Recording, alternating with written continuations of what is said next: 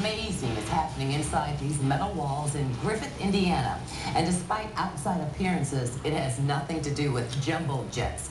The Beryl Martin Company is rebuilding the Statue of Liberty almost to original size. Yeah, this is for an upcoming convention in St. Louis, but as WG's Lourdes Duarte found out, there are much bigger plans for the old girl. Lourdes? Hey, Steve and Allison. Beryl Martin is basically a printing company that's evolved into special events in a very big way. The French may have created the original Statue of Liberty, but this is the all-American Lady Liberty story, good old-fashioned Yankee ingenuity in a high-tech world. I can't and no is not allowed in this company.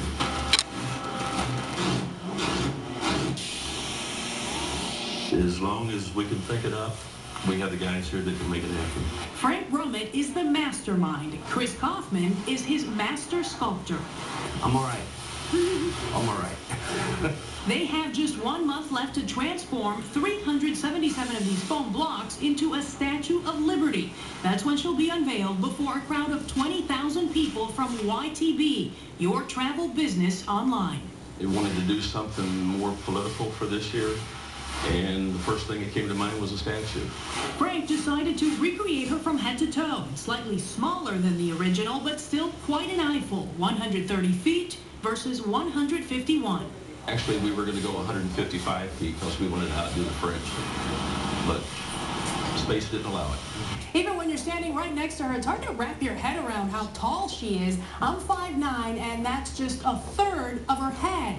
I thought I had a big nose, but hers is 4 feet long. In the late 1800s, it took 10 years to build the real thing. Chris was told he had 6 months. I felt the bricks begin to pile. I'm like, okay, I can handle this. Everything's gonna be all right. And so far, it has been. Chris is working 7 days a week with laser-like focus, even taking a trip to Ellis Island. It did give me inspiration. I want to build this too. First, a computer helps him cut the foam just right. And it gives me reference points, like these will be like folds in a fabric. Once it's cut and sanded, it's all about the plastic. Seems like encased the foam in that plastic, it's weatherproof, waterproof. And bulletproof. That's the easy part. The real test will come when they load their 40,000-pound beauty onto 48 semis headed to St. Louis for the travel convention. Frank Brummett is the most creative person I've ever run across. He's assembled a team of people, the most talented, creative people that I've ever seen in my life, and they can do anything. It will be the first time even Chris will see her all done up. I hope she looks like a woman when I'm done. Presuming she does, that St. Louis convention will be just the beginning for the 130-foot beauty. Now picture this, the Statue of Liberty right here in Lake County, Indiana, and it could happen by next summer.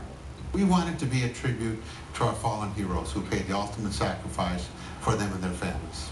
Several communities are lobbying the sheriff for her, but the front runner is this space next to the Lake County Government Center in Crown Point, Indiana.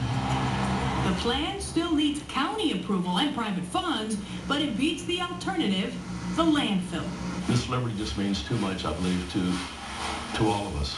She deserves to stand tall. A lot of people asking, how much is this costing? Well, Frank won't say exactly, but one bid came in at $8 million, and that didn't include the transportation to St. Louis. And oh, by the way, Frank now says rather than 48 semis, they've decided to go with 80 UPS trailers, creating a 3-mile-long caravan. They'll start moving the pieces the first weekend in August, and we'll have just 3 days to put Lady Liberty, the sequel, together. Allison?